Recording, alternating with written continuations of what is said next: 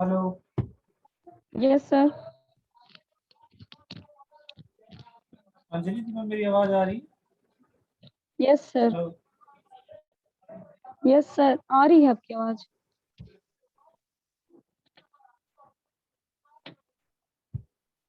Hello. Yes sir.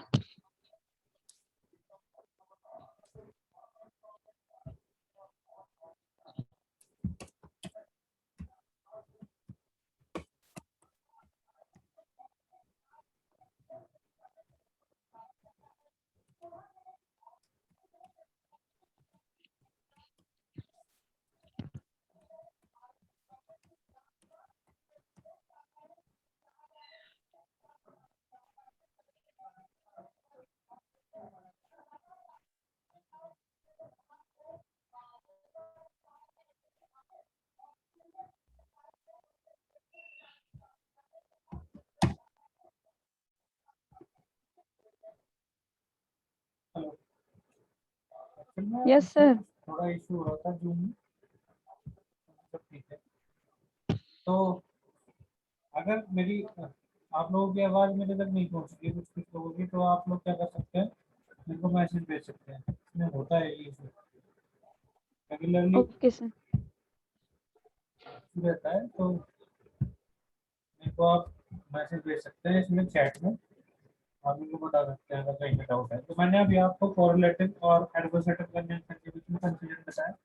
ये वो दो कंफ्यूजिंग, थोड़े से कंफ्यूजिंग कंजंक्शन है, एक दूसरे के साथ कंफ्यूज कर जाते हैं। देखिए उसमें भी सेम वर्ड्स यूज होते हैं, आइदर और नाइदर नॉर। इसमें भी सेम वर्ड्स यूज होते हैं, आइदर और नाइदर नॉर। मैंने वो समझा दिया था अभी आपको, उसकी वीडियो में भी रिकॉर्ड हो गया है वो। और अगर नहीं आपको समझ में आया तो आप मेरे को यहीं पे मैसेज करके बता सकते हैं। Okay sir. क्योंकि आप में से किसी की भी मेरे को आवाज़ नहीं आ रही है।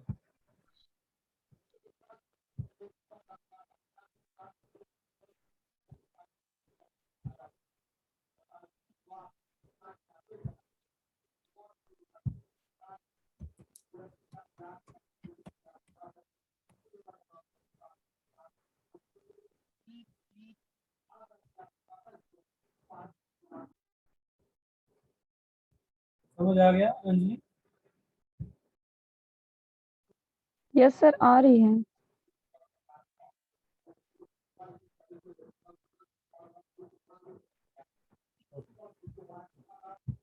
फिर अगला जो पॉइंट है, चौथा जो कंजंक्शन है, कंपाउंड कंजंक्शन।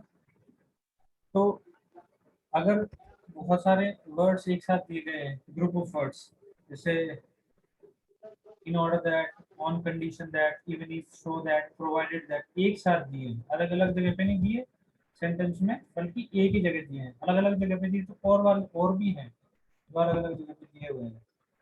ये जो दिए हैं ये एक साथ दिए हैं, जैसे in order that, on condition that, even if, ये सब। तो ये सारे जितने भी हैं,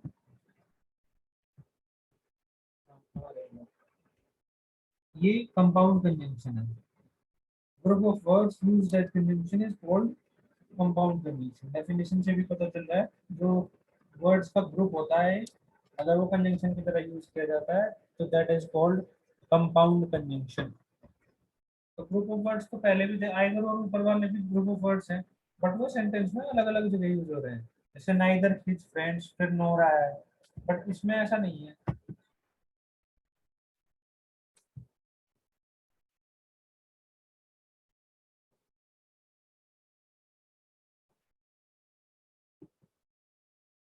इसमें ऐसा नहीं है। इसमें जो ग्रुप ऑफ वर्ड्स है वो एक साथ सेंटेंस में यूज होगा एक ही जगह पे। तो जैसे देख लेते हैं, इन ऑर्डर दैट को देख लेते हैं, उसका एग्जांपल देख लेते हैं। The announcement was made in order that all might know the new date of exam. अलाउ अनाउंसमेंट इसलिए किया गया था कि सभी जो है नई एग्जाम की नई डेट को जान सके। तो इन ऑर्डर दैट, तो ये जो सेंटेंस यूज हुआ है यहाँ पे इन ऑर्डर दैट, तो सेंटेंस में जो वर्ड यूज हुआ है इन ऑर्डर दैट, वो ऐसे हुआ है कि पूरा एक ग्रुप ऑफ वर्ड है वो। और जब ऐसे ग्रुप ऑफ वर्ड किसी सेंटेंस में यूज होता है, अलग अलग जगह ग्रुप ऑफ वर्ड्स ऐसे यूज नहीं हुए आइदर और नाइदर और जगह, अलग अलग जगह सेंटेंस में एक जगह यूज हो रहे हैं, एक साथ यूज हो रहे हैं। तो ऐसा अगर ग्रुप ऑफ वर्ड को यूज हो रहा है किसी सेंटेंस में तो वो कहेगा कहलाएगा कंपाउंड कंजंक्शन। और ये सारे डिफरेंसेस आपसे पूछ सकता है, कोई आपको क्वेश्चन दे देगा नॉर्मल एक सेंटेंस और आपसे पूछ लेगा कि ये बताओ कौन सा कंजंक्शन है। तो इसीलिए मैं इतना डिटेल्ड आपको बता रहा हूँ। एक सेकेंड आप वेट करिए, लाइट चली गई है।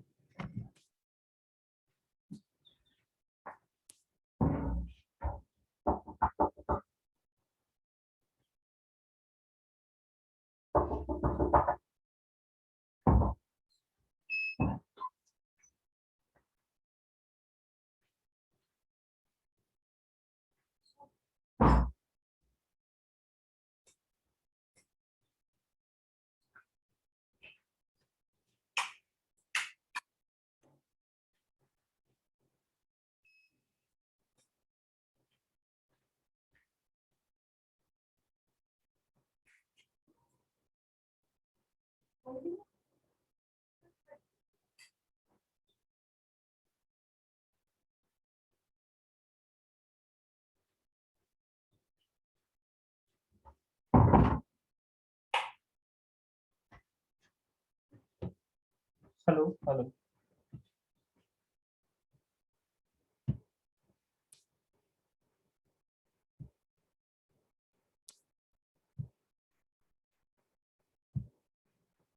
ज्वाइन नहीं कर रहे हैं। Hello, is anyone join? Shivani Mishra, आपको आवाज आ रही है मेरी? Yes sir. शिवानी, आपको आवाज आ रही है? यस सर, आ रही है।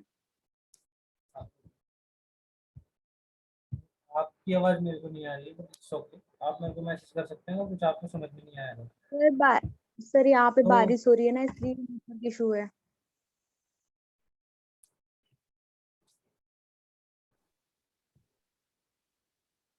हेलो। अभी ये वाला जो हो गया था कंपाउंड कंजंक्शन, मैंने आपको बता दिया था कि अगर group of words as a conjunction use हो रहा है किसी भी सेंटेंस में तो वो कहलाएगा कंपाउंड कंजंक्शन। अभी कंजंक्शन हमारे सारे कंप्लीट हो गए हैं, कोऑर्डिनेटिंग कंजंक्शन, सबऑर्डिनेटिंग कंजंक्शन और कोरिलेटिव कंजंक्शन और कंपाउंड कंजंक्शन सारे कंप्लीट हो गए।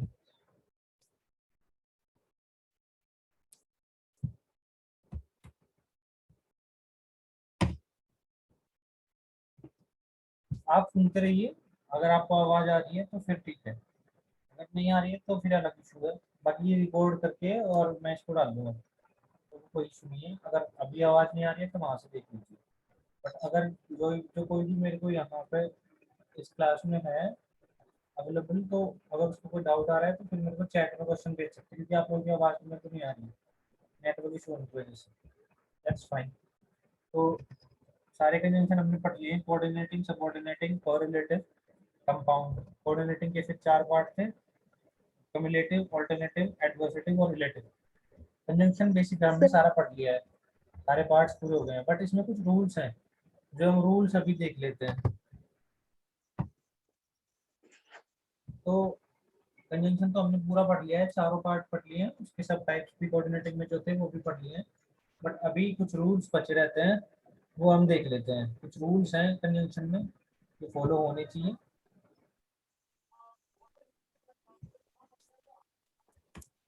शिवानी, शिवानी मिश्रा, क्या आई एम लिसनिंग? क्या बोल रहे हो आप? मैसेज करिए। नेशनल रीडिंग डे है, okay, but you have to complete your syllabus. आप लोगों को सिलेबस कंप्लीट करना है और ये ऐसे नहीं हो पाएगा। नेशनल रीडिंग डे और whatever, I don't know what kind of day it is, you are here to read, not to celebrate national reading day or whatever it is।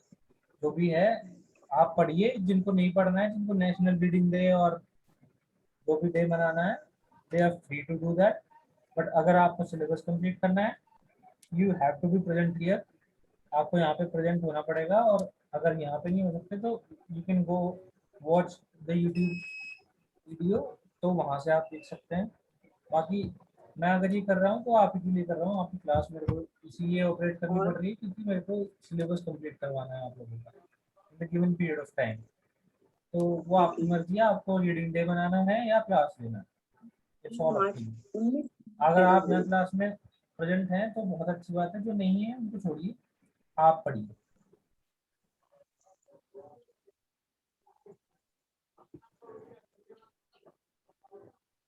उन्नीस सौ नौ में पैदा हुई और तो कुछ रूल्स बच जाते हैं, वो रूल्स हम देख लेते हैं। रूल्स क्या क्या है बेसिकली?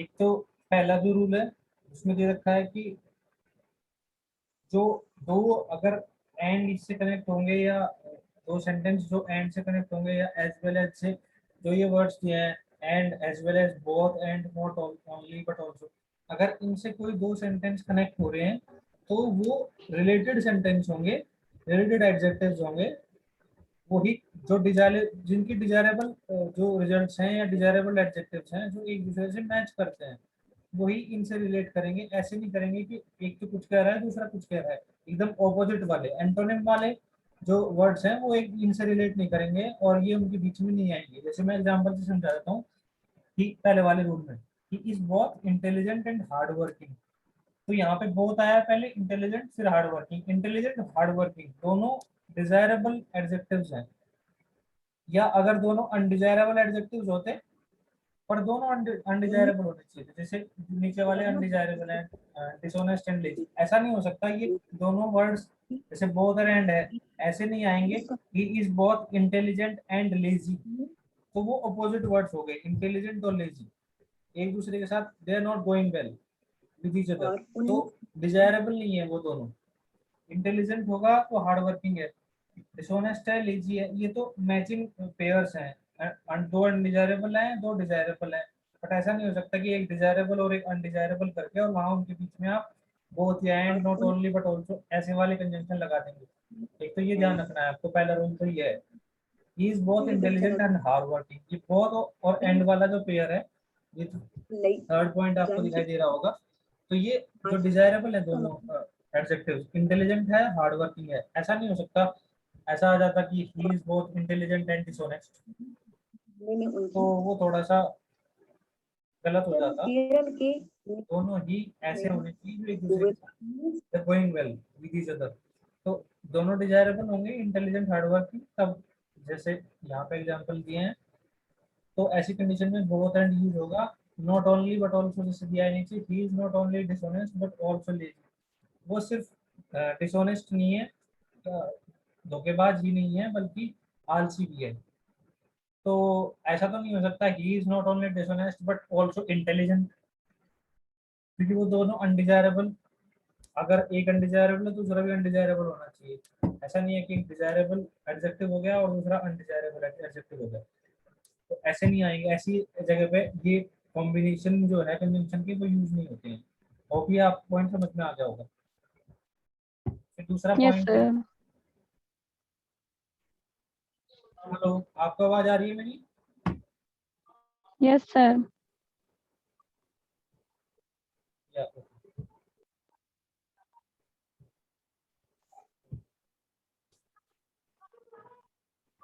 अगर जैसे ये दिए हैं as well as, with, along with, as well as with, along with, no and not, in addition to, but besides, except, rather than, accompanied by, तो अगर ये दिए हैं सेंटेंस में, तो अगर टू सब्जेक्ट, दो सब्जेक्ट जो हैं इन वर्ड से, जो बीच के वर्ड हाईलाइटेड वर्ड्स दिए हैं इनसे ज्वाइन करे गए हैं, तो उसमें क्या होगा कि जो वर्ब आएगी वो पहले सब्जेक्ट के अकॉर्डिंग आएगी। देखो एज वेल एज की बात करी थी हमने ऊपर, अगर एज वेल एज से कनेक्ट किया गया वही रहा एज वेल एज यहाँ पे। अगर एज वेल एज से कनेक्ट किया है, जैसे एग्जांपल में देखो, Ram as well as his friends is coming, तो as well as his friends, तो हिज फ्रेंड्स यहाँ पे दूसरा सब्जेक्ट है, ये पहला सब्जेक्ट है राम, ये कनेक्ट किया है दोनों, जो दोनों सब्जेक्ट कनेक्ट किए एज वेल एज से। बट इन इसमें जो वर्ब आ रही है ना, हेल्पिंग वर्ब, वो राम के अकॉर्डिंग आ रही है, इज आ रही है। अगर इज फ्रेंड्स के अकॉर्डिंग आती तो आर आती, Ram as well as his friends are coming, but ऐसा नहीं होता है। जो वर्ब आती है यहाँ पे वो पहले सब्जेक्ट के अकॉर्डिंग आती है। पहला सब्जेक्ट क्या है यहाँ पे, Ram. He and not his parents, and not, and not यहाँ पे एक कंजंक्शन है, हिज पेरेंट्स इज गिल्टी, यहाँ पे भी जो इज जो हेल्पिंग वर्ब है वो पहले सब्जेक्ट के अकॉर्डिंग यूज होगी। ये दूसरा रूल है और ये सभी में एप्लीकेबल है। जो भी ऊपर एग्जांपल्स जो भी वर्ड्स दिए ऊपर, इन सब वर्ड्स के साथ ये एप्लीकेबल है रूल। ये कुछ एक्सेप्शनल रूल होते हैं कंजंक्शन के। हर एक टॉपिक में ऐसे एक्सेप्शनल रूल होते हैं इंग्लिश में। इसके कुछ रूल्स हैं 10-15, वो मैं आपको अभी बता दूँ। पहले वाला ये था जो बताया मैंने आपको अभी, जो डिजायरेबल और अनडिजायरेबल वाला। दूसरे वाला कि जो वर्ब आएगी वो पहले सब्जेक्ट के अकॉर्डिंग आएगी। कुछ तीसरा वाला है कि कुछ कंजंक्शन गलत जगह पे यूज कर दिए जाते हैं, तो वैसे नहीं किए जाने चाहिए। जैसे पहला एग्जांपल दिया, not only he cheated his friends but also his parents. ये गलत है। यहाँ पे दो नाउन दिए हैं, हिज फ्रेंड्स और हिज पेरेंट्स। तो ये जो कंजंक्शन है दोनों नाउन से पहले यूज होंगे।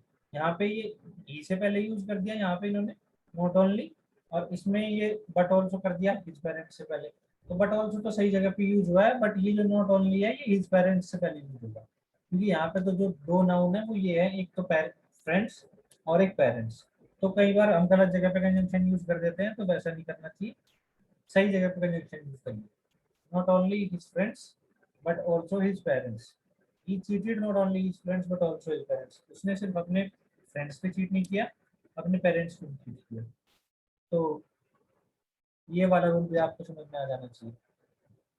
ठीक है, यही दिया है नीचे भी, दो नाउन्स हैं उनके पहले यूज होने में। और एग्जांपल्स दे रखे हैं वो आप अपने आप देख लेंगे, क्योंकि इस क्लास में भी अगर मैं यही बताता रहूँगा तो ये कंप्लीट नहीं हो पाएगा। आप रूल समझिए, उसके एग्जांपल्स जो दिए नहीं तो वो अपने आप करिए। नहीं समझ में आएगा मेरे से पूछिए, अभी सिर्फ रूल समझिए। तो यहाँ पे भी ऐसे ही दे रखा है, ये कुछ एग्जांपल्स यहाँ पे दिए हैं। सिट आइदर क्वाइटली और गो अवे। तो ये आइदर सिट क्वाइटली आएगा और गो अवे, तो इसमें वर्ब के पहले, वहां पे नाउन के पहले, यहाँ पे वर्ब के पहले। तो इनसे पहले यूज होते हैं कंजंक्शन वर्ड। ऐसा नहीं है कि कहीं भी उठा के उल्टे सीधे यूज कर दोगे। ये आपको समझ में आएगा। ये था तीसरा पॉइंट। चौथा पॉइंट है कुछ कॉमन पेयर्स होते हैं जो एक दूसरे के साथ ही यूज होते हैं, तो वो करेक्ट होनी चाहिए। ऐसा नहीं है कि किसी के साथ कुछ भी यूज कर दोगे, अदरवाइज के साथ हेंस यूज कर दोगे, आइदर के साथ नोर यूज कर दोगे, आइदर के साथ और आएगा, बोथ के साथ एंड आएगा, बोथ के साथ बट नहीं यूज कर सकते। तो ऐसा नहीं कि कुछ के साथ कुछ यूज कर देंगे, बहुत सोच समझ के यूज करेंगे कंजंक्शन वर्ड्स। जो पेयर्स में दिए रहते हैं वही कंजंक्शन वर्ड यूज करेंगे। अगला पॉइंट ये है, जैसे कि ये एग्जांपल दे रखा है पहले यहाँ पे, though he work hard but he failed. तो यहाँ पे ये बट जो दिया है ये गलत दे रखा है। दो के साथ यट आता है ऊपर वाली लिस्ट में, भी आप देख सकते हैं। अगर कहीं पर मिलेगा तो, अगर नहीं मिलेगा तो मैं आपको बता रहा हूँ कि दो के साथ यट आएगा अगर दो कंजंक्शन वर्ड एक साथ यूज होंगे। दो के साथ बट नहीं आता है, ठीक है। तो ये ध्यान रखना है आपको कि कंजंक्शन वर्ड के जो पेयर्स हैं वो गलत ना हो। तो सही सही पेयर्स जो होते हैं इंग्लिश में कंजंक्शन वर्ड के पेयर्स, वही सेम पेयर्स आपको यूज करने हैं। देखो जैसे ये दूसरा वाला रहता है, he is both intelligent as well as industrious. Both के साथ एंड यूज होता है, बोथ के साथ एज वेल एज यूज नहीं होता। यहाँ पे बोथ लगा रखा है इंटेलिजेंट से पहले, एज वेल एज इंडस्ट्रियस, तो ये गलत हो गया। ही is both intelligent and industrious. ये मेरे को लगता है आपको समझ में आ गया होगा ये point. yes sir, fifth point है सो दैट टू या टू, मतलब दोनों ही वर्ड दोनों जगह पे यूज हो सकते हैं, या तो सो दैट यूज कर लो या टू टू यूज कर लो। बट ऐसा नहीं होगा कि खाली हम शो यूज कर देंगे उसके साथ दैट यूज नहीं करेंगे। अकेला ऐसा नहीं आएगा, शो नहीं आएगा अकेले। जो पहला सेंटेंस दिया है आई एम सो हैप्पी, ये गलत है। सो हैप्पी कुछ नहीं होता है। आई एम वेरी हैप्पी ये होगा या तो, या सो के बाद कुछ सेंटेंस में दूसरा कंजंक्शन वर्ड जो है पेयर में जो है वो यूज होगा, ऐसे खाली नहीं होगा जैसे इसमें दिया गया है। तो I am so tired that, जैसे दूसरा सेंटेंस दिया है ही इज सो टायर्ड, वह इतना थका हुआ है कि वह चल नहीं सकता है, that he can not walk. तो या तो ऐसे यूज कर लो टू, या टू यूज कर लो इसमें, सो या दैट यूज कर लो। खाली एक वर्ड यूज नहीं होगा, he is so tired he can not talk, ऐसा नहीं होने वाला। He is so tired that he can not talk, या he is too tired to talk. ठीक है, तीसरा वाला देख लीजिए, yes it sir, is too hot to go out. ये बाहर बहुत गर्मी है बाहर जाने के लिए, तो it is so hot that we can not go out. यहाँ पे तो पूरा सेंटेंस बनाना पड़ता है सो एंड दैट में। इसमें तो सीधा सिंपल वर्ब लिख देंगे और मोडल ऑक्सिलरी नहीं आएगा। यहाँ पे तो नेगेटिव सेंस में मोडल ऑक्सिलरी आया है कैन नॉट, यहाँ ऊपर वाले में नहीं आया। It is too hot to go out, सीधा सिंपल है, सो दैट यूज करो या टू और टू यूज करो, ठीक है। फिर अगला जो कितने लोग आ रहे हैं, 42।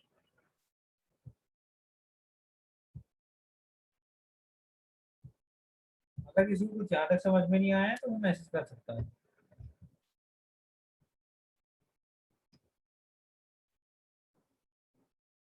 तो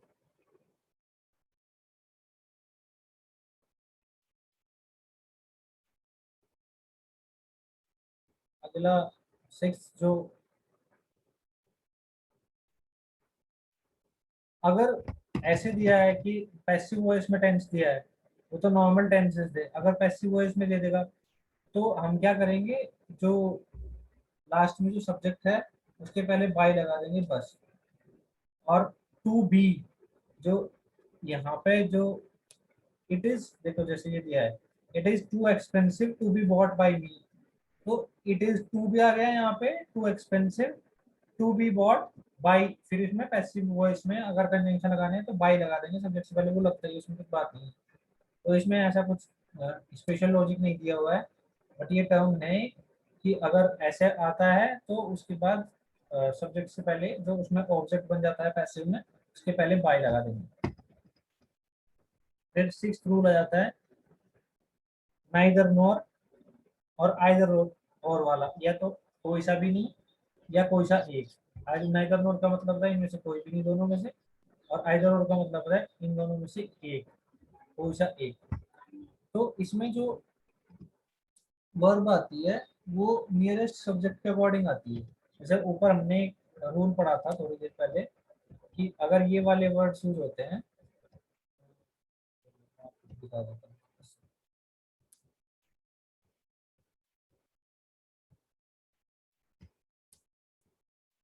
देखो ये वाला जो रूल सेकंड, अगर ये वाले वर्ड्स हैं as well as with along with not and not in addition to, ये वाले वर्ड्स हैं तो इनके साथ जो वर्ब, जो हेल्पिंग वर्ब आती है वो पहले सब्जेक्ट के अकॉर्डिंग आती है। बट जो रूल 6 दिया है हमें, उसका क्या सीन है कि उसमें पहले सब्जेक्ट के अकॉर्डिंग नहीं आती, जो नियर सब्जेक्ट होगा उसके अकॉर्डिंग आती है। तो वर्ब आती है नियर सब्जेक्ट के अकॉर्डिंग आती है, नाइदर नोर आइदर और के साथ। नाइदर राम नोर श्याम, ना तो राम ना श्याम, कोई नहीं आया, ना श्याम आया ना राम आया, ना राम आया ना श्याम आया। तो सब्जेक्ट जो है ये नियरेस्ट वर्ब, वर्ब के नियरेस्ट कौन सा सब्जेक्ट है, यहाँ पे श्याम है। तो श्याम क्या है, सिंगुलर सब्जेक्ट है, तो उसके साथ कैसी वर्ब आएगी, सिंगुलर वर्ब आएगी। क्यों आएगी, क्योंकि नाइदर नोर या आइदर और के साथ जो वर्ब आती है वो नियरेस्ट सब्जेक्ट के अकॉर्डिंग आती है। यहाँ पे नियरेस्ट क्या है, इसकी श्याम है। यहाँ पे नियरेस्ट फ्रेंड्स है, नजदीक में कौन सा है, फ्रेंड्स है। ये फ्रेंड्स क्या है, प्लूरल सब्जेक्ट है, इसके साथ प्लूरल वर्ब भी आई। ये भी मुझे लगता है रूल 6 आपको समझ में आ गया होगा। फिर रूल नंबर 7, रूल नंबर 7 क्या है कि अगर नाइदर ऑफ का तो मतलब है कि दो में से कोई भी नहीं, और अगर दो है, दो से ज्यादा सी चीजों की बात होती है, उनमें से कोई भी नहीं, none of the students have came, तो अगर ऐसे सेंटेंस होता नन ऑफ द स्टूडेंट्स, तो बहुत सारों की बात हो रही है, उनमें से कोई भी नहीं आया। अगर दो की बात होगी, दो में से कोई भी नहीं है, तो नाइदर ऑफ यूज होगा। अगर बहुत सारे हैं उनमें से कोई भी नहीं है तो फिर नन ऑफ यूज होता है। ऐसे ही अगर बहुत सारे दो हैं उनमें से एक आया है या एक ने कुछ किया है तो आइदर ऑफ यूज होगा। और अगर बहुत सारे हैं और उनमें से एक ने किया है तो फिर वन ऑफ यूज होगा। ठीक है, ये कंफ्यूजिंग है थोड़ा सा, इसको देख लें आप दोबारा। अगर दो हैं उनमें से किसी ने भी नहीं किया है कुछ काम तो नाइदर ऑफ यूज होगा, और बहुत सारे हैं उनमें से किसी ने नहीं किया है तो नन ऑफ यूज होगा। नन ऑफ बहुत सारों के लिए यूज होता है, नाइदर ऑफ दो के लिए यूज होता है। जैसे आइदर ऑफ दो के लिए यूज होता है, ये पॉजिटिव सेंस में यूज होता है, और वन ऑफ जो है वो बहुत सारों के लिए होता है, ये भी पॉजिटिव सेंस के लिए। एग्जांपल से समझ लेते हैं। None of his four sons looked after him, यहाँ चार की बात हो रही है, तो यहाँ पे चारों लड़कों में से किसी ने भी उसकी देखभाल नहीं की।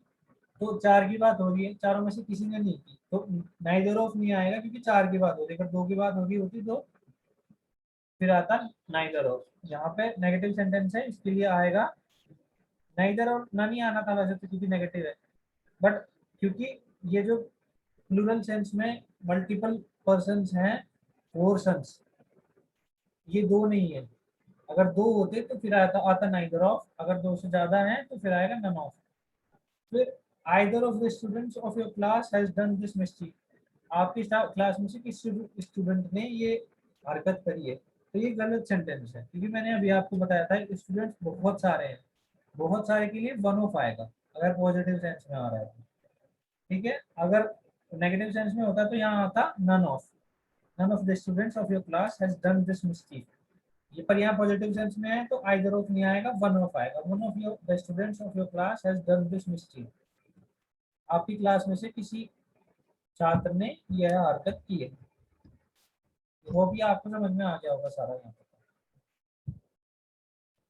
फिर आता है 8, रूल नंबर 8। तो अगर 2 सेंटेंस फ्यूचर में होने वाले हैं तो जो पहला सेंटेंस है वो सिंपल प्रेजेंट में बनेगा और दूसरा सेंटेंस है वो सिंपल फ्यूचर में बनेगा। सिंपल प्रेजेंट का मतलब है प्रेजेंट इंडेफिनिट और सिंपल फ्यूचर का मतलब है फ्यूचर इंडेफिनिट। तो जैसे पहला सेंटेंस दिया है इसमें एज सून एज से रखा है, as soon as he will come I will call you up. तो पहला जो सेंटेंस बना रखा है इन्होंने बना रखा है फ्यूचर इंडेफिनिट में, दूसरा भी फ्यूचर इंडेफिनिट में बना रखा है, बट ऐसा नहीं होगा। अभी मैंने बताया आपको अगर दोनों ही चीजें, दोनों ही एक्शन फ्यूचर में होने वाले हैं तो फ्यूचर में होने वाले दोनों एक्शन और दोनों सेंटेंस एक साथ दिए हैं वो वाले जिनमें दोनों में फ्यूचर में होने वाले 2 एक्शन बताए हैं, तो उसमें क्या होगा, जो पहला सेंटेंस है वो प्रेजेंट इंडेफिनिट में बनेगा, दूसरा सेंटेंस है वो फ्यूचर इंडेफिनिट में बनेगा। तो ऐसे ये सेंटेंस करेक्ट कैसे होता है, फिर ये होगा as soon as he comes I will call you up. उस ऊपर वाले का सेंस बन रहा था हिंदी में as soon as he will come, जितना जल्दी वह आएगा मैं तुम्हें कॉल कर दूंगा, जितना जल्दी वह, बट होगा ऐसे जितना जल्दी वह आता है, जैसे ही वह आता है ही comes I will call you up, मैं तुम्हें कॉल कर दूंगा, जैसे ही वह आता है मैं तुम्हें कॉल कर दूंगा, ऐसे बनेगा। क्योंकि जो पहला जो सेंटेंस है अगर फ्यूचर में होने वाले दोनों एक्शन फ्यूचर में होने वाले हैं तो पहला जो बनेगा वो बनेगा प्रेजेंट इंडेफिनिट में, दूसरा बनेगा फ्यूचर इंडेफिनिट, फ्यूचर इंडेफिनिट में। तो ये रूल नंबर 8 था। अगर यहाँ तक किसी को कुछ समझ में नहीं आया तो मैसेज कर दो। Okay, sir. मैं वेट कर रहा हूँ आपके मैसेज का, अगर कुछ समझ नहीं आया है तो मैसेज कर दो।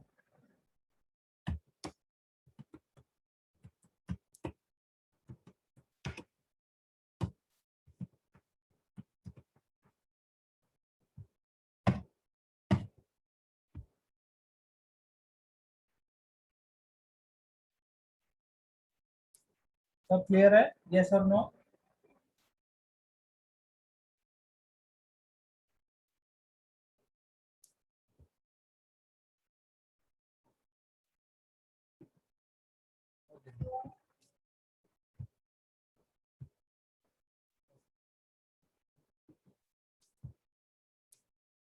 फिर आता है रूल नंबर 9, इफ या नॉट या इफ या व्हेन अगर दिए हैं तो वो देन उनके बाद देन नहीं आता है। जैसे या इफ दिया हो सेंटेंस में या व्हेन दिया हो तो ये रूल है कि उनके बाद देन नहीं आएगा। जैसे पहला एग्जांपल दिया है व्हेन आई कम, जब मैं आता हूँ, then I will meet you, तो यहाँ पे देन नहीं आएगा क्योंकि अगर इफ या व्हेन आता है तो उस सेंटेंस में देन नहीं आएगा। ये 9th रूल है। सिमिलरली अगर सिंस एज बिकॉज ये सब चीजें दी हैं, ये सब वर्ड्स दिए हैं तो उनके बाद सो या देयरफॉर नहीं आएगा। Since I was ill I could not come, यहाँ पे ऐसा नहीं आएगा कि since I was ill so I could not come, तो यहाँ पे सो नहीं आएगा या देयरफॉर नहीं आएगा। तो अगर सिंस एज बिकॉज सेंटेंस में दिए हैं पहले तो उसके बाद वो फॉलो नहीं होंगे किससे, सो या देयरफॉर से। ये एक रूल है। इसका एक एक्सेप्शन भी है, as you sow so shall you reap. तो यहाँ पे एज भी आ रखा है, सो भी आ रखा है। देखो यहाँ पे एज आया है तो उसके बाद यहाँ इसमें सेंटेंस में सो भी आया है।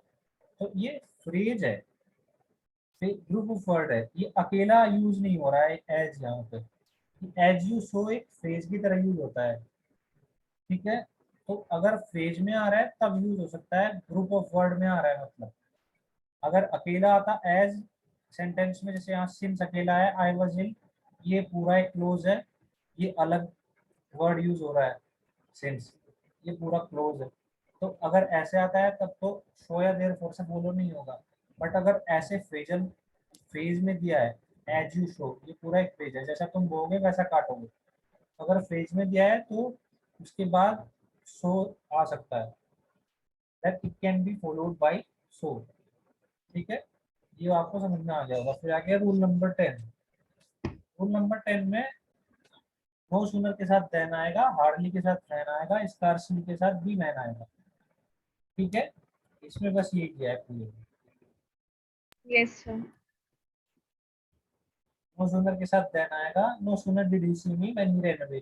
तो जैसे उसने मुझे देखा कि वह भाग गया, तो व्हेन नहीं आएगा, देन आएगा इसकी जगह, क्योंकि नो सूनर के साथ देन आता है, हार्डली के साथ ऐसे ही देन आता है।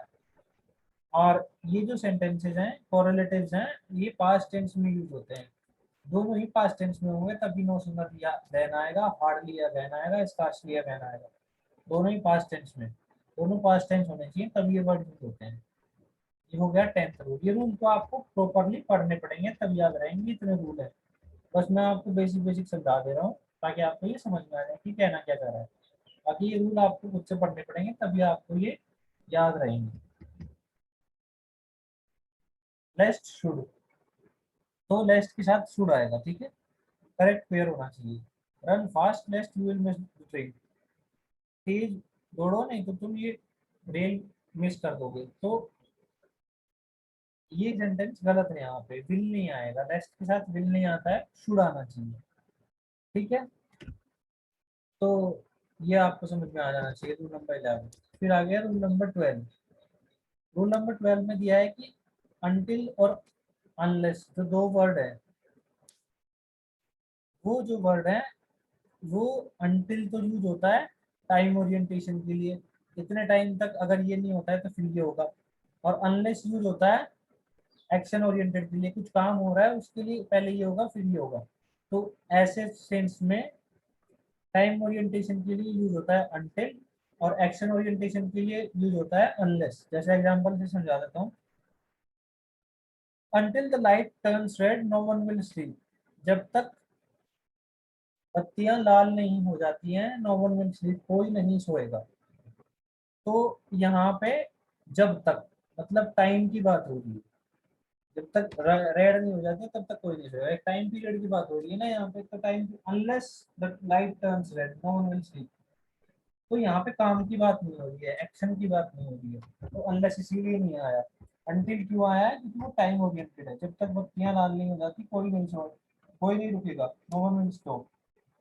तो ये जो है अनटिल वर्ड, ये टाइम ओरिएंटेशन के लिए होता है, अगर काम हो रहा है, काम से रिलेटेड कोई चीज है, कोई बात हो रही है, तो उसके पहले अनलेस यूज होगा। Unless you work hard you won't succeed, अगर तुम कठिन परिश्रम नहीं करोगे तो तुम, जब तक तुम कठिन परिश्रम नहीं करोगे तो तुम सफल नहीं होगे, तब तक तुम सफल नहीं होगे। तो यहाँ पे 10 मिनट बचे हैं, ये सारे मैं रूल्स करा दूंगा आपको, इसमें नीचे एक्सरसाइज दी है, वो लोग आप खुद कर लेंगे। अगर आप if you people are still ready for the third session, I am ready, मुझे कोई प्रॉब्लम नहीं है। I got vaccinated yesterday, I have fever right now, still I am here in your class. अगर आप लोगों को इंटरेस्ट है class को कंटिन्यू करने में तो मैं अगला लिंक जनरेट कर दूंगा and you can continue with it. और अगर आपको सिर्फ एक्सरसाइज बचती है इसके बाद, अगर एक्सरसाइज खुद करनी है और नेक्स्ट सेशन में मेरे से क्वेश्चन पूछने हैं, you can do that as well, इनका आंसर्स भी दिए हैं तो वहां से आप देख के एक्सरसाइज कंप्लीट कर सकते हैं। रूल्स और पूरे कंजंक्शन मैंने आपको समझा दिए हैं। We have 10 Yes, minutes sir. Left, तो हम ये रूल्स खत्म कर लेते हैं। फिर मेरे को Okay, let me sir. No in the message कि आप लोगों को अगला सेशन कंटिन्यू करना है या फिर you will wait for the next day और नेक्स्ट सेशन, तो मेरे को बता दीजिएगा। तो फिर आ गया, ये हो गया, ये टाइम ओरिएंटेशन के लिए यूज होता है अनटिल, और अनलेस यूज होता है एक्शन ओरिएंटेशन के लिए। तो ये हो गया point clear, rule number 12। Rule number 13, until जो अनलेस, ये दोनों वर्ड है, ये दोनों ही नेगेटिव वर्ड है, नेगेटिव सेंस में यूज होते हैं। तो इसके बाद नोट नहीं आता है, जैसे पहला सेंटेंस दिया है, until the train will not get the signal it will not run, जब तक ट्रेन सिग्नल प्राप्त नहीं करेगी तो तब तक वह नहीं चलेगी। तो यहाँ पे क्या है कि ट्रेन विल नॉट नहीं आएगा, ट्रेन नॉर्मल ये प्रेजेंट वो फ्यूचर इंडेफिनिट का टेंस है, will not get the signal. तो ऐसा नहीं होने वाला कि इसमें नॉट आ जाए, क्योंकि अंटिल खुद में एक नेगेटिव वर्ड है। तो ये बनेगा ऐसे, until the train gets the signal it will not run. Future में होने वाले अकरेंस है वो तो हमने पहले पढ़ाई था, पहले वाला प्रेजेंट इंडेफिनिट में बनेगा, दूसरे वाला फ्यूचर इंडेफिनिट में बनेगा। बट बात होती है यहाँ पे कि प्रेजेंट इंडेफिनिट में बनने के बाद भी नेगेटिव हो सकता था सेंटेंस, पर नहीं होगा क्योंकि अंटिल जो है वो खुद में एक नेगेटिव वर्ड है। अगर इसके साथ हम नोट यूज कर देंगे तो सुपरफ्लुअस हो जाएगा सेंटेंस, काफी सूखी हो जाएगी। वो नोट यूज नहीं करते इसके साथ, एंटी वालोनेस के साथ। क्या आपको समझ में आ रहा है? हम इसके साथ भी ऐसी सिचुएशन। फिर आ जाता है रूल नंबर 14। रूल नंबर 14 में रूल नंबर 14 में अगर अफर्मेटिव सेंटेंस है, पॉजिटिव सेंटेंस जिसे कहते हैं, नेगेटिव नहीं है, इंटरोगेटिव नहीं है, तो बचते हैं जो पॉजिटिव सेंटेंस, अफर्मेटिव या असर्टिव सेंटेंस। ये तो आपको पता होना चाहिए, अफर्मेटिव, असर्टिव या नेगेटिव, इंटरोगेटिव सेंटेंस क्या होते हैं। अफर्मेटिव जो नॉर्मल सेंटेंस होते हैं, सिंपल सेंटेंस। नेगेटिव जिसमें नॉट यूज होता है, इंटरोगेटिव जिसमें क्वेश्चन वर्ड यूज होते हैं या क्वेश्चन मार्क यूज होता है बाद में, वो इंटरोगेटिव। जो अफर्मेटिव सेंटेंस होते हैं, सिंपल सेंटेंस, अगर उसमें डाउट या डाउटफुल आया है तो उसके बाद इफ या वेदर से फॉलो होगा वो। बट अगर नेगेटिव आया है, नेगेटिव या इंटरोगेटिव सेंटेंस है, उसमें डाउट या डाउटफुल वर्ड आया है, तो उसके बाद इफ या वेदर नहीं आएगा, दैट आएगा। नीचे दिया भी है, अफर्मेटिव में डाउट या डाउटफुल के साथ इफ या वेदर, नेगेटिव में डाउट या डाउटफुल के साथ दैट। पहला एग्जांपल से देख लेते हैं कि doubts that she will help him, उसको शक है कि वह उसको मदद करेगी, बट ये सेंटेंस गलत है, दैट नहीं आएगा यहाँ पे क्योंकि ये पॉजिटिव सेंटेंस है, अफर्मेटिव सेंटेंस है। तो अफर्मेटिव सेंटेंस में क्या दिया है, या इफ आएगा या वेदर आएगा डाउट्स के साथ। ये डाउट्स इफ या वेदर एक लगाएंगे इनमें से कोई, शी विल हेल्प हिम, क्योंकि ये अफर्मेटिव सेंटेंस है। ऐसे ही अगर नेगेटिव सेंटेंस दिया हो, जैसे दूसरा वाला नेगेटिव है, I have no doubt if whether he will cheat me, मुझे कोई शक नहीं है कि वो मेरे पे चीट करेगा, धोखा करेगा। तो यहाँ पे इफ या वेदर नहीं आएगा क्योंकि ये नेगेटिव सेंटेंस है। डाउट के साथ नेगेटिव सेंटेंस में इफ या वेदर नहीं आता है, दैट आता है। ऊपर वाले टेबल में आप देख सकते हैं, डाउट के साथ दैट आता है। तो I have no doubt that he will cheat me, ये नेगेटिव सेंटेंस है। तो कहने का मतलब है डाउट या डाउटफुल के साथ अगर पॉजिटिव या अफर्मेटिव या असर्टिव सेंटेंस होगा तो उसमें इफ या वेदर आएगा। और वही डाउट या डाउटफुल की वो अगर नेगेटिव या इंटरोगेटिव सेंटेंस में जो है प्रश्नवाचक या नकारात्मक वाक्य में, तो वहां पे डाउट या डाउटफुल के साथ जो वर्ड यूज होगा दैट बी दैट, दैट आएगा वहां। फिर आ गया रूल नंबर 15। द सेम जो वर्ड है वो फॉलो होगा दैट या एज से, ठीक है। दैट तब आएगा अगर वर्ब जो है सेम के पहले आई हो, ठीक है। बाद में, सेम के बाद में अगर वर्ब आई हो तो फिर दैट फॉलो होगा। और देखो जैसे एग्जांपल से देख लेते हैं, this is the same book that I wanted, ये वही पुस्तक है, सेम पुस्तक दैट आई वांटेड, जो मैं चाहता हूँ। तो this is the same book, the same के बाद वर्ब आ रहा है, तो दैट आई वांटेड। तो यहाँ पे सेम के बाद दैट तभी आएगा अगर वर्ब से फॉलो हो रहा होगा। तो यहाँ दैट जो है वर्ब से फॉलो हो रहा है, दैट के बाद वर्ब आ रहा है। तो अगर ऐसे वर्ब से फॉलो हो रहा है तो फिर उसके बाद सेम के बाद दैट आएगा। फिर अगला जो रूल है, ये थोड़ा कंफ्यूजिंग रूल है, इसको आप ध्यान से समझिएगा। अभी मैंने आपको ये पहले समझाया है, फिर दोबारा समझा रहा हूँ, पहले समझाया था थोड़ी देर पहले। ये एज या एज अगर ये पेयर है या सो एज पेयर है, ठीक है। तो अगर नेगेटिव सेंटेंस है तो उसमें एज या एज तो नेगेटिव और पॉजिटिव दोनों में यूज हो जाते हैं, बट सो या एज सिर्फ नेगेटिव सेंटेंस में यूज होते हैं, ठीक है। एज या एज का पेयर जो है वो नेगेटिव और पॉजिटिव दोनों ही सेंटेंस में यूज हो जाएगा, बट सो या एज का पेयर जो है वो सिर्फ एक नेगेटिव सेंटेंस में यूज हो, सिर्फ नेगेटिव सेंटेंस में यूज होगा। एग्जाम्पल से समझ लेते हैं, he is as intelligent as you. तो इसमें क्या दिया है, वह इतना ही बुद्धिमान है जितने कि तुम। तो ये पॉजिटिव सेंटेंस है, तो दोनों में एज या एज आया है। फिर दूसरा सेंटेंस है, he is not as intelligent as you, वो तुम्हारे जितना बुद्धिमान नहीं है। तो ये नेगेटिव सेंटेंस है, यहाँ भी दोनों में एज या एज आ गया। बट सो या एज पॉजिटिव वाले में नहीं आता, ऊपर वाले में ऐसे नहीं लगा सकते, he is so intelligent as you, वो सेंटेंस गलत हो जाता है। उसके लिए सो या एज के लिए मैंडेटरी कंडीशन है कि नेगेटिव ही होना चाहिए sentence. He is not so intelligent as you, वो तुम्हारे जितना बुद्धिमान नहीं है। ठीक है, ये Yes, हो गए sir. सारे Yes, sir. रूल्स। अभी टाइम बचा है सिर्फ 2 मिनट। ये एक्सरसाइज है ए बी सी और डी। ठीक है, ये एक्सरसाइज आप कर लेंगे Yes, sir. और फिर मेरे को बताएंगे। मैं कुछ जब तक ये सेशन खत्म होता है 2-3 आपको करवा देता हूँ। मैसेज आया, देख लो।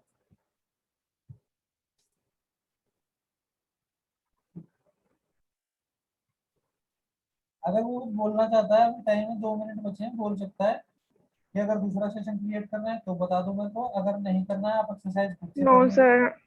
फिर उसके बाद एक्सरसाइज कर जब लेंगे आएंगे सर खुद डाउट्स से। तो बता देंगे। सिंपल है इसकी एक्सरसाइज एकदम, तो वहाँ से आप कर सकते हैं। अभी मेरे को अभी बता दीजिए, मैं अगला सेशन क्रिएट करूँगा या फिर नेक्स्ट क्लास में यहीं से स्टार्ट करूँगा। या अगर आप करके आएंगे तो आप करके आइए, दैट्स बेटर। आपको समझ में भी आएगा कंजंक्शन के बारे में। एक्सरसाइज आप ही को करनी चाहिए, मेरे से डाउट्स पूछने चाहिए। बाकी 2-3 सेंटेंस आपको करवा देता हूँ। Let's start. पहला जो सेंटेंस है इसमें बताना है कि इसमें सबऑर्डिनेट कंजंक्शन डालना है। सबऑर्डिनेट कंजंक्शन का मतलब है, सबऑर्डिनेट कंजंक्शन का मतलब है ऐसे कंजंक्शन जो सबऑर्डिनेट क्लॉज के पहले यूज होते हैं। वो आपको पता ही है कौन सी प्रिंसिपल क्लॉज है, कौन सी कोऑर्डिनेटिंग क्लॉज है, कौन सी सबऑर्डिनेट क्लॉज है। सबऑर्डिनेट क्लॉज वो होती है जो मेन क्लॉज या प्रिंसिपल क्लॉज पे डिपेंड करती है। तो वो उनमें जो कंजंक्शन यूज होते हैं वो होते हैं सबऑर्डिनेट कंजंक्शन। तो वैसा ही सबऑर्डिनेट कंजंक्शन यहाँ पे डालना है। Vishnu visit the Mughal garden, फिर dash dash dash, she goes to Agra. तो यहाँ पे जो सबऑर्डिनेटिंग कंजंक्शन होगा वो होगा वंस, व्हेनेवर या वेरेवर में Once, से कौन सा आएगा? once. व्हेनेवर आएगा। Wa- Vishnu visit the Sir, Mughal garden, once. Whenever she goes to Agra. Sense आप देख लीजिए, Yes, sir. सेंस से ही आपको समझ में आ जाएगा कि Vishnu Mughal garden, Vishnu visit the Once Mughal she garden, goes whenever to she goes Agra. To Agra. Vishnu Yes, Mughal sir. Garden देखने जाती है जब भी वह आगरा जाती है। तो जब भी, तो इस सेंस में यहाँ पे यूज होगा वर्ड वेरेवर का मतलब है जहाँ भी, वंस का मतलब है एक बार, व्हेनेवर का मतलब वर्ड से सीधा भी समझ सकते हैं। व्हेनेवर का मतलब है जब भी। Vishu visit the Mughal garden Yes, sir. Whenever she goes to Agra. क्या आपको समझ में आ गया होगा? फिर दूसरा है, ये सेशन अपने आप बंद हो जाएगा तो आप इसमें वो मत सोचिए।